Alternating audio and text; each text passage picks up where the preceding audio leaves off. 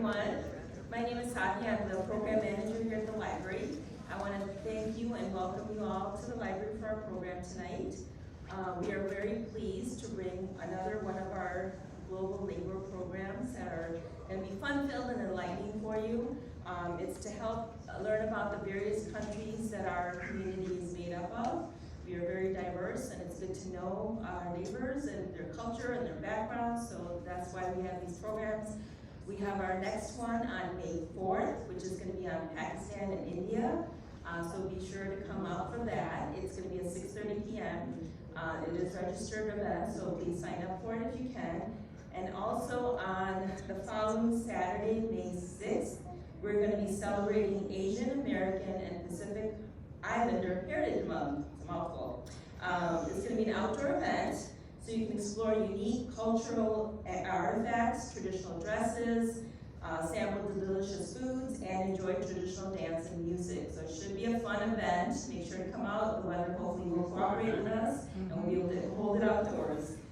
All right, so tonight we will increase our knowledge about our neighbors from Laos, along with sampling some of their amazing food. So that is thanks to our very own Douangchay from the Roland Donut Cafe, who put in a lot of time for us, and I'm very grateful and want to thank her for all the food samples she's provided. They will be available after the program, so make sure you stop by the table in the back, and we can also use the cafe area to enjoy those samples tonight. All right, now I want to introduce our wonderful presenter who has generously offered to present tonight. Her name is Ket Harina, who was born in Laos and migrated to Thailand during the Vietnam War. She and her family were one of the first Lao refugee families to arrive in 1978 in Elgin. Ket is currently the manager for Elgin initiatives at the Chinese Mutual Aid Association, and her favorite thing about CMAA is building relationships with people. 7 years ago, she co-founded the Multicultural Educational Group, which benefits school-age children by providing summer camp and youth leader programs. She is recognized and trusted leader in the Elgin area with strong relationships to the communities. Ket is fluent in Lao, Thai, and English. So without further ado, please help me give her a warm welcome. Thank you for having me, and thank you for coming, Savannah. Today we're going to learn about a little bit about the history. I can't say much about religion. We're not allowed to teach religion, but I'll just mention one thing. About the people that are in Laos, the language, food, music, the agriculture, and then I'll take any questions at the end. And afterwards, after the program, I'll stick around if you guys want to talk to me or something like that. Okay. About Laos. So Laos is centrally located in the peninsula of Southeast Asia. It's a landlocked country. It's probably the size of Utah, if you can, you don't know how big. It's about the size of Utah. There are about 50 recognized ethnic groups, like tribes, and then about more than 200 sub-tribes under that 50 tribes. And Laos are divided into like three groups of people. Lao meaning the lowlands, like the people who live in the cities. Luang Prabang, Vientiane, Savannakhet, like Lao people would wear something like I'm having now, and then what I wear is called a sin, right? And sin has three parts to it: the waist part, the middle part, and then the bottom that's embroidered by different techniques. And these three parts represent the three parts of Laos, which is Luang Prabang, the northern part, Vientiane, the middle part, and then Champasak, the southern part. So just a little bit of something that you won't find in Google. And then Lao Tung means the Midlands. Those are the hill tribes that live on the mountains, and then the highlands or uplands, Lao Su. Here you'll see that Laos is the most diverse country in Southeast Asia. It's a melting pot. It's just like the U.S. Immigrants from China, from other neighbors, all throughout history. But it's so beautiful that Laos has so many ethnic groups within a very, very small country, and it's dispersed. The picture on top here are some of our students during a summer camp, doing a friendship dance. They represent, this is a tribe called Kasalaman, and then Tailu, and then Taidam, and Mao. So each tribe here represented, like, all the women who wear different headpiece. You can tell what tribe they're from. Depending on the color of their dress, like for the Korean tribe, unmarried women would wear pink, and then married women would wear white. So if you want to court somebody, just make sure that you're courting the ones that wear pink. And some tribes, the way they wear their hair, like young women would wear with flowers or down or up high with a bun up high traditionally, and then married women would wear their buns like down lower. That's also something you will find on Google. So that's the different multi-ethnic groups in Laos. I've been like running a campaign with some of my cousins and some people to educate non-Lao people to understand what the differences are. Like Laos is a short name for a country who was the kingdom of Lan Sang, and the three kingdoms, which is Luang Prabang, Vientiane, and Champasak. And then, now current day it's called Laos People's Republic, a Democratic Republic. So that's the country. The word Lao without the S is the name of the majority of people that are Lao Lu, like I told you before, the people who wear certain similar stuff, similar sin like I do. And so you would say Lao food, Lao people, Lao language, right? And then Laotian is what the Westerners call the tribes group, the ethnic and non-ethnic group, just for their, because of their political citizenship.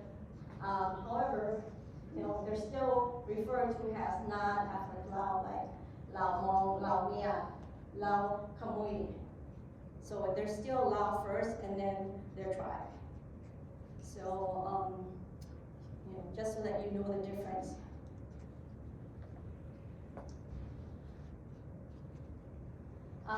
This is a short slide. 80% of Laos is farmable, and usually in the south along the Mekong River. And because up in the north is all mountains. So, and we practice wet rice agriculture here. And then up in the highlands, they do this elevated rice paddy. One day, I want to do a tour, like anybody who wants to go to Laos, and organize a tour where we can go to the rice paddy and plant rice. That would be so great, just to like tour the country and see different sites and stuff, and actually do this. That's my bucket list to do. The other bucket list I did was to learn how to make these textiles, and I did that last time I went to Laos.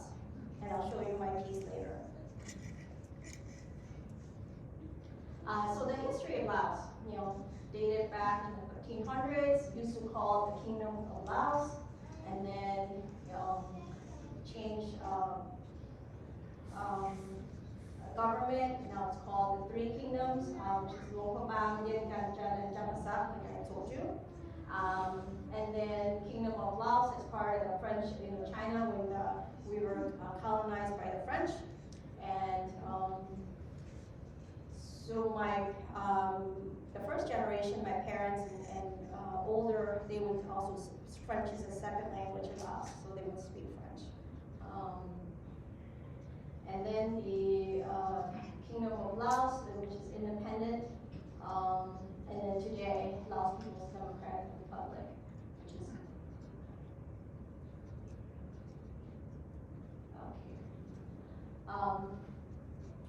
So when we first came in the late 70s,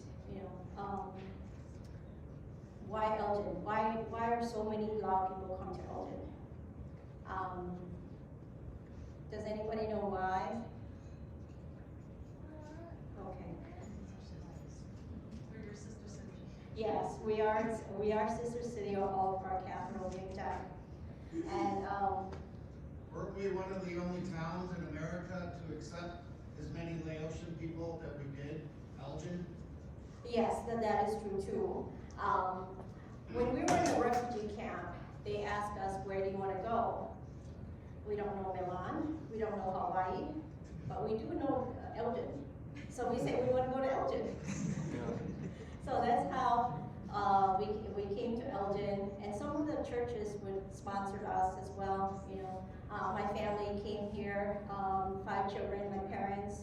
I was maybe 10 years old, but I don't look 10 because I know I was 48 pounds and very small for my age. When I first came to America, it's the first time I saw a dentist. First time I drank milk that's not my mother's milk. First time I was in a school, in a classroom. So my life started here in Elgin.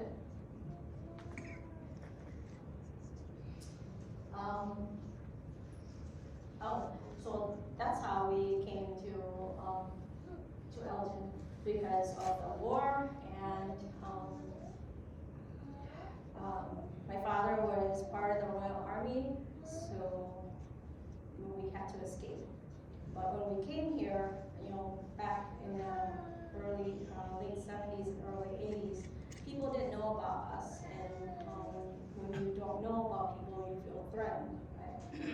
Go back to your country, or you're stealing our jobs, or what have you. Like, we didn't have a home to go to. Look at that. Laos was the most bombed country in the nations, in the history. So imagine Elgin got bombed for 9 years. Every 8 minutes, there's a bomb dropped. And probably a lot of those bombs were detonated. So they were left, so when kids run around in the rice paddy and whatever, sometimes it will explode. And they would use the bomb shells as different things, refurbish. Okay, that's before we knew refurbish. Laos would refurbish all those shells and use them somehow in their lives.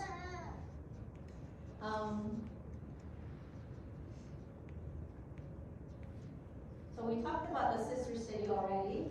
Thank you for mentioning it.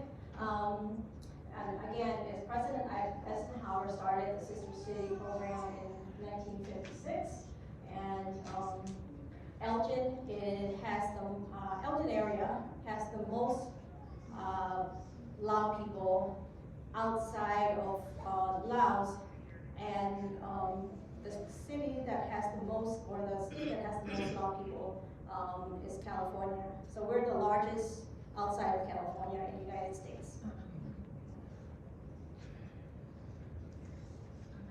I told you I can't say anything about religion, but I just want to mention that most Lao people are Buddhist. That's all I can say. Is that okay? So I want to go over a language. So I'm going to teach you one word. My favorite word, gin, is to eat. So gin, okay? And we're going to come back to this word again.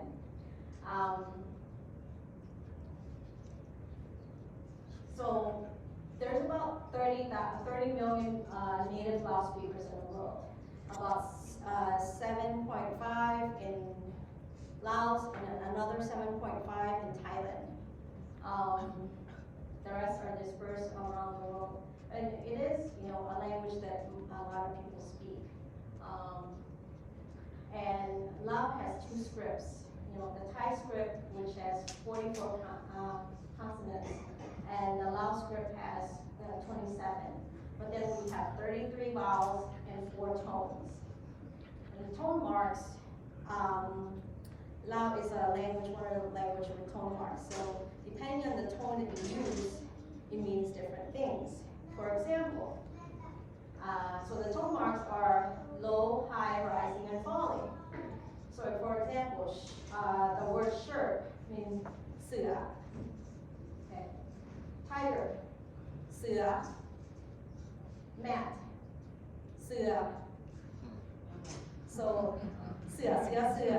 So my husband is Caucasian American, Peruvian.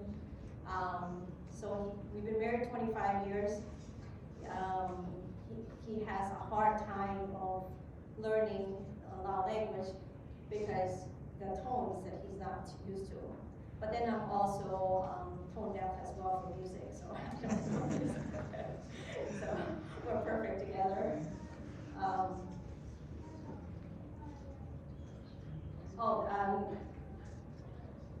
Lao technically is a subject-verb object sense. Like Lao people, when they first learn English, of course, everybody speaks broken English because we tend to speak the way we think, right? For example, I go home in English, but if you translate it in Lao, it means I am going home, I will gone home, I will go home, and I have gone home. So it means 3 things. But in our language, just in English, it's just one, I go home. But in Lao language, it means 3 things. Also, the speech and formality depends on who you're talking to. For example, if I'm talking to my mom, the elders here, I would use, my pronoun as differently. Like I here means boo. Here I means koi. And then if I'm talking to to an older person, we pick someone, she's older than me, then I would use kanoi. And then if I'm talking to my superiors or my mom or anyone higher, it's hanoi. And then more formal, like if I were to address you guys in a formal setting, it's kapachao or buka. So there's so many ways just to say I, depending on who you're talking to. And there's and usually I just call myself by my first name, Gail, just so that I don't mess up anything. So I don't know. So I would say, I'm going and get to buy, get to give. So I just call myself. And sometimes I forget all those formalities too, and I don't want to insult anybody. So we talked about that.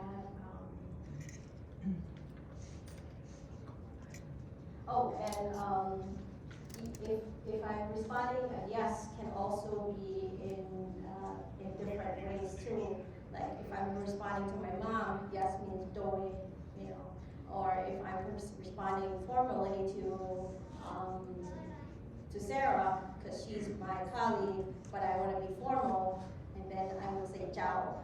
It also means yes. But then, in other parts of the country, if you put jiao at the end of a sentence, it also makes it more formal.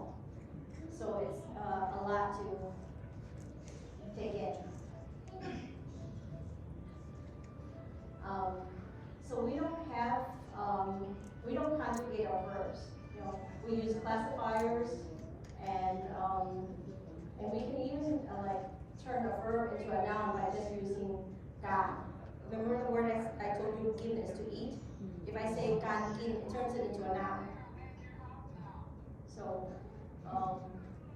but language is very interesting to me, and back in college I wanted to major in linguistics. I've studied Spanish for 6 years, but I cannot hold a conversation with you, but I can, text on Facebook to my relatives, my husband's relatives in Peru. It's very hard. And this is how we would greet people, and we say "Sabadi" and we bow. Right, we bow. So the level of where your hand gesture is also reflects the person you're speaking to. Like, sir in the red shirt, what's your name? Kent. Kent, okay. So, so Kent is older than me, so I would bow him way above here. Much older. And for my colleagues, Sarah, I would bow somebody here. Or, or students, people younger than me, I would bow like here. For monks, I would bow here. So we're going to go over my favorite part, Lao culture. In Lao culture, Lao people have great respect to parents, elders, teachers, and we're a close, tight family. Not just by blood, but people that we get to know. For example, in Thailand, when we were in the refugee camp, my father was kind of like the leader of the neighbors that we lived, the buildings that we lived in, and there's other Lao refugees came that are younger, that doesn't have parents. So he would, give them a home to live with us, feed them, and stuff like that, and they become part of our family. So he adopted them, like 6, 7 young men who swam across the river without their parents, and so now they need, they're 15, 14 years old, 17 years old, so they became part of the family. So when we came to America, they ended up in other states like California, Tennessee, Maine. So my father would drive and go pick them up, so that way we can reunite and be together. And there are families to today. So if you want to be a part of my family, I'm sure my mom will adopt you and feed you. She's good for that. She lives in the senior building, and I think she adopted so many people. We're a big family. We're from the southern Laos, so southern Laos is known to have big families too. There's a saying that don't marry a Lao woman from the south because they have big families. Because you're not just marrying them, you're marrying the whole entire family. But the next thing is personal appearance. For women, I mentioned before, we wear sin. Actually, a few years ago in Laos, they made it a law for Lao women to always wear sin to a public function. Of course, you can't do that here, right? But it's a law now, just to preserve the culture. So students would wear darker sin, and then if you work in government, you wear khaki ones. So, and sin can be worn in so many ways, and used with a wrap here.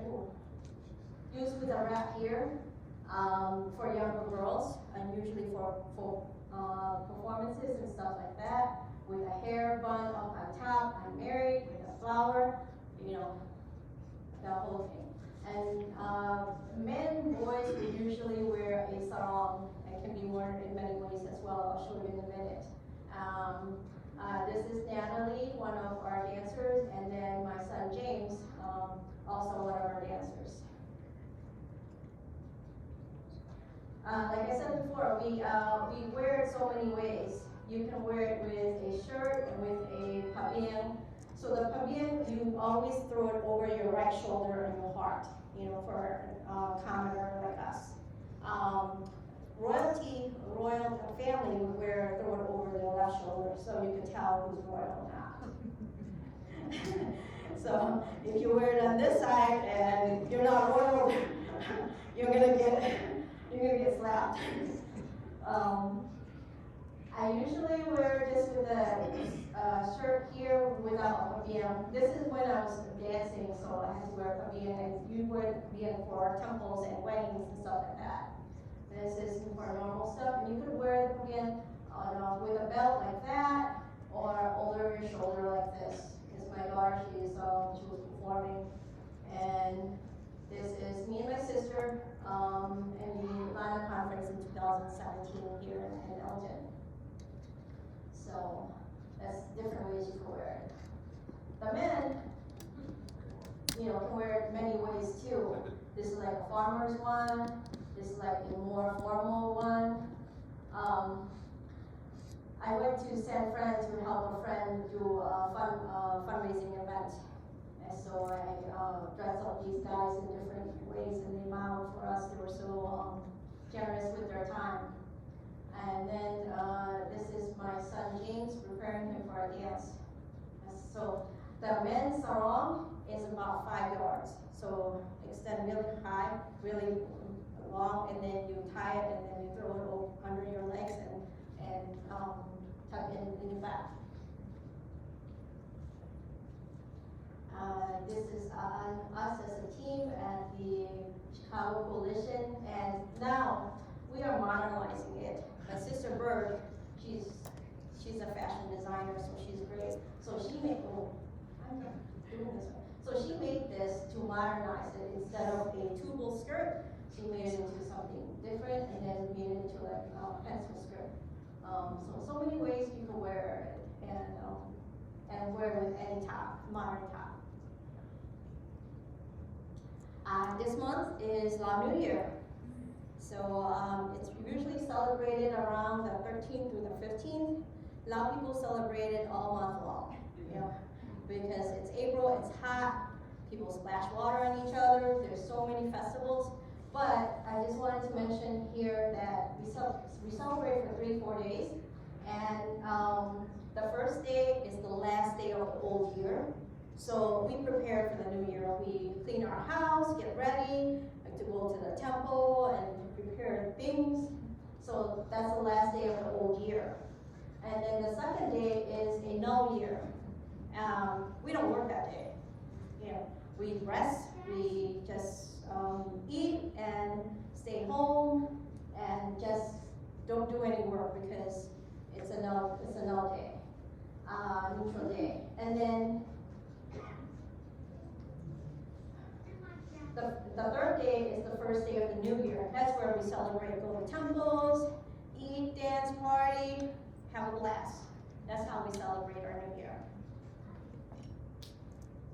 And the Lao Association for Illinois, here represented, I noticed we are hosting a Lao New Year celebration at Senior Services this Saturday, April 8th, starting at 5 o'clock till like midnight. So if you're interested in attending that, see me or see, I know I said, can you raise your hand? He's right there, so.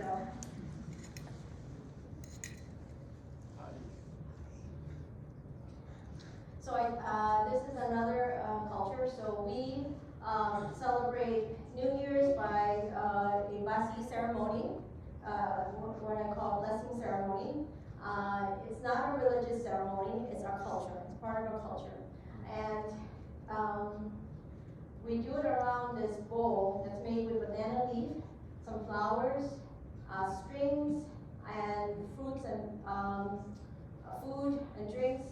You see all this food around here, but let me explain to you. So the light that's on top, the candle here, signifies light. The flowers signifies purity. Food and drink signifies prosperity. The strings that we tied on each other for the blessings signifies unity. And then the bowl is the foundation that brings everything together. So we do this celebration for weddings, for birth, childbirth, everything except funeral. You can do a blessing ceremony. And then we tie strings on each other to give blessings.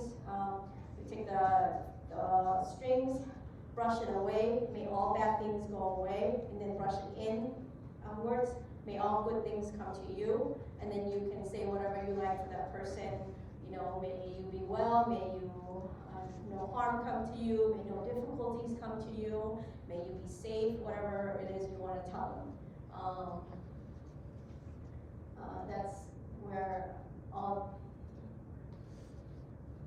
By the end of this, I swear I'm gonna get this right. Continue on. My favorite part of 2, food. And thank you for Douangchay. Can you raise your hand, please, so people know you? She owns the. She's in the green sash there. She owns the cafe right here in the library, and it's so good. So you know, next time you come to the library, try something new that you haven't before. Lao food is savory. It has like one bite, your belly would be happy, bursting with all kinds of flavors. That's how I can describe it. Here, this is called a la. It's minced fish or meat or whatever, seasoned with fish sauce, lime juice, roasted rice, chili peppers, herbs, and you eat that with rice and fresh veggies. So this is my favorite thing to eat. My mom makes it. I don't make it. So thank you, Mom. Papaya salad is another dish from Laos. Papaya salad is green papaya chopped and seasoned with fish sauce, lime juice, tomatoes, and you can mix it with anything. Now we do it with noodles, with seafood and stuff like that. Lao sausage. It's savory sausage you eat with sticky rice. It can be made spicy. And here you have a whole lot of things with a dip, with sticky rice. Lao people is a communal community. We eat in a large group. You know, we sit on the floor with a wicker table and just have a meal together. I myself don't like to eat alone because of that. So when I'm traveling and I have to, I would never go sit in a restaurant and eat by myself. I would order it, take it back to the hotel, or order room service or something. I would never go see a movie by myself. I grew up with, with so many people in the family. My mom wakes up 5 o'clock in the morning and she'll cook for everybody, and everybody eat, and they go on their business, and then they come back and eat again. We're like the YWCA going on 14 South Chapel Street. So you can come to our house and there's always food on the table. And also when we first came, my father would sponsor other relatives to come. So in our house, we have 3 bedrooms, but there's 15 people living there. And we make it happen.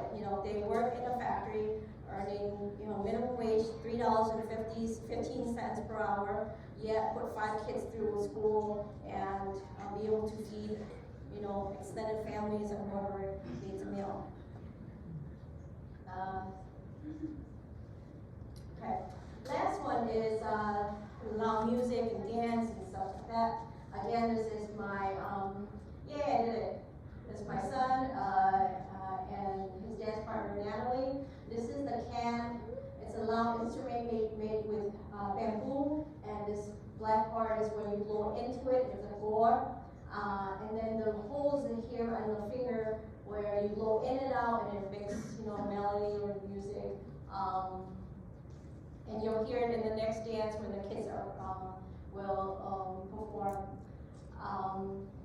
Another instrument is the lanat, is the like xylophone here. This is called lanat. That's the sound it makes. And the triplets will play that later on. And then the one below is called a kim. There's another one. Oh, the saw. The saw is a string instrument. It's back there. Alun, can you point to the saw? It's a string. It has two strings, I think.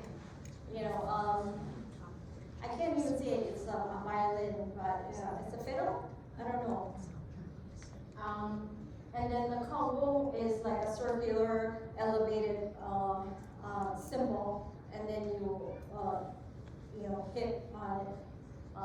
We don't have that on display today because it's a pain to move.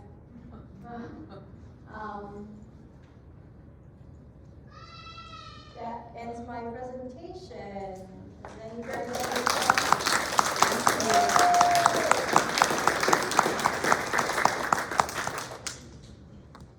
we have with us students from MEG, which is multi-educational group.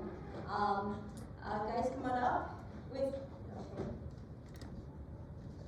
Let me introduce each of them. So we have Audrey.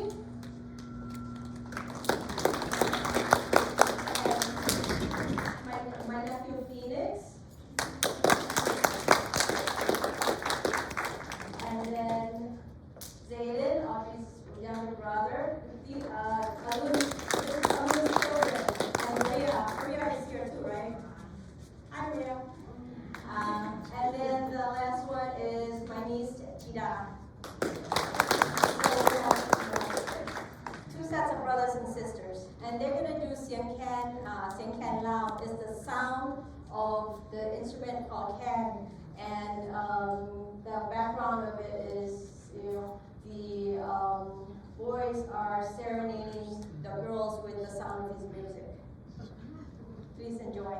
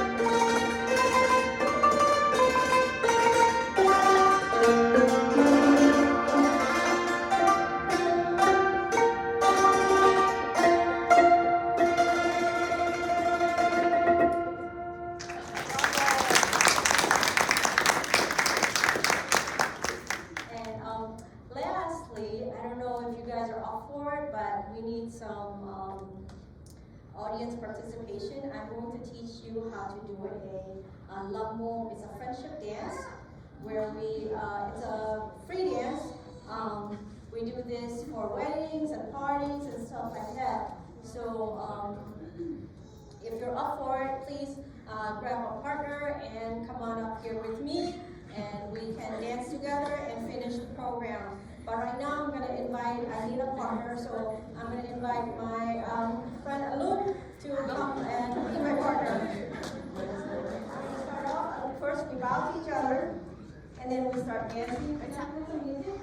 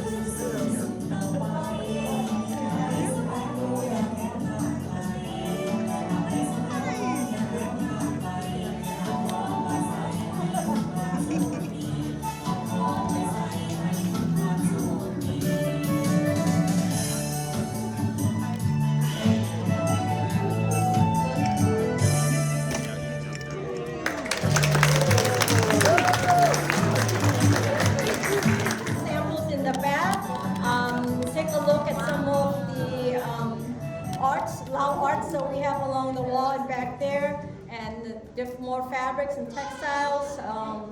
Some of from my life's collection. We had this at the museum a few years ago, so I'm bringing it back. So please enjoy, have some food. If anybody has any questions, I'll be around. Or you can ask Alun, my sister Bird, or any of us. Thank you so much for coming.